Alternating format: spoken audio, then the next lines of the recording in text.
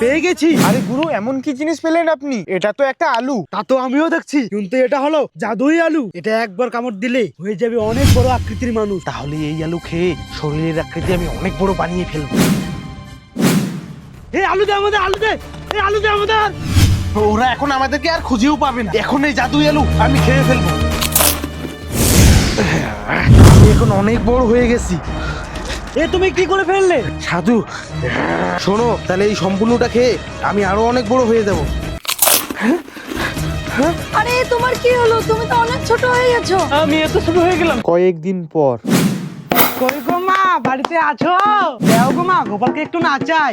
মাসি, আমার তো কোনো বাচ্চা নেই, আশীর্বাদ দিয়ে যান তাড়াতাড়ি যেন একটা বাচ্চা কোলে পাই। বাচ্চা নেই? তাহলে এটা কে? চল ওকে একটু নাচায়। না মাসি, এটা আমার বাচ্চা না, এটা আমার স্বামী। তোর স্বামীর অবস্থা এরকম কেন হলো? অনেক লোভে আর পাপে। মাসি, তোমরাই বলে দাও আমার স্বামীকে আগের অবস্থায় কিভাবে ফিরে নিয়ে আসবো। তাহলে তোকে ওই সাধুকে খুঁজে বের করতে হবে। একমাত্র ওই সাধুই পারবে তোমার স্বামীকে ঠিক করতে। তাহলে আমি তোমাকে ঠিক করেই ছাড়বো। হ্যাঁ সাধু বাবা, সাধু বাবা, আমাকে ক্ষমা করে দেন।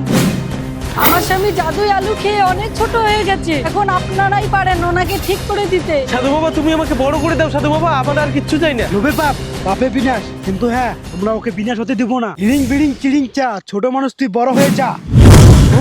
আমি আগের মতো হয়ে গেছি, আর চাই না আমার কিছু। চলো এখন চলো।